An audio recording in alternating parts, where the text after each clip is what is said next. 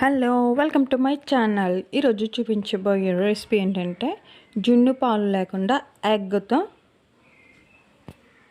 మనం జున్ను ఎలా ప్రిపేర్ చేసుకోవచ్చో ఈ వీడియోలో చూద్దాం. చూడండి, సేమ్ యాజ్ ఇట్ ఈస్గా జున్ను పాలుతో చేసినట్టే ఉంది జున్ను. అండ్ ఎలా ప్రిపేర్ చేసుకోవాలో వీడియోలోకి వెళ్ళిపోదామా. ముందుగా మిక్సీ జార్ తీసుకుని మిక్సీ జార్లో 1 టేబుల్ స్పూన్ మిరియాలు, ఒక చిన్న సైజు శొంఠి కొద్దిగా, అలానే యాలకులు ఒక 5 కానీ 6 కానీ వేసుకోండి.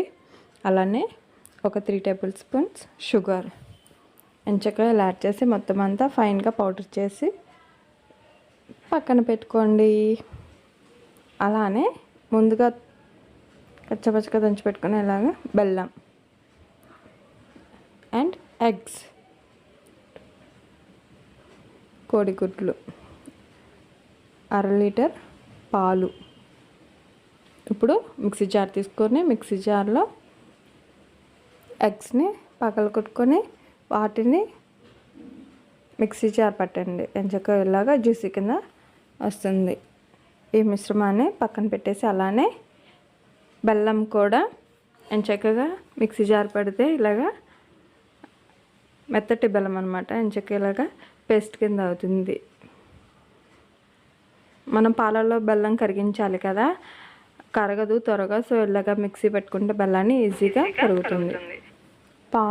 పాలల్లో బెల్లం గ్రైండ్ చేసుకున్నాం కదా, బెల్లము అలానే ముందుగా పౌడర్ చేసి పెట్టుకున్న శొంఠి, మిరియాలు, యాలకులు, షుగర్ పౌడర్ వేసుకుని చక్కగా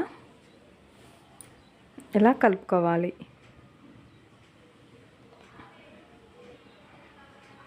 ఎంచక్క ఈజీగా ప్రిపేర్ చేసుకోవచ్చు అండ్ బాగుంటుంది అండ్ ఫాస్ట్గా కుక్ చేసుకోవచ్చు. మనం ఓన్లీ 3 ఇంగ్రీడియంట్సే. జున్ను పాలు లేనప్పుడు తినాలనుకున్నప్పుడు ఇలా ప్రిపేర్ చేసుకోవచ్చు ఎగ్స్తో.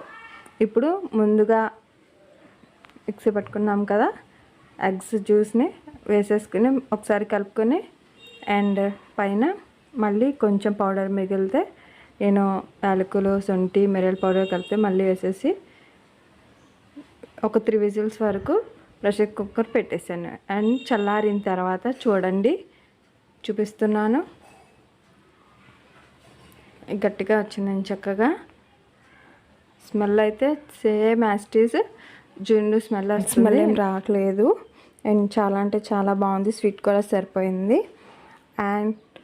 అండ్ చక్కగా మనం ఫ్రీజర్లో కొంచెం సేపు కూల్ చేసుకుంటే సరిపోతుంది.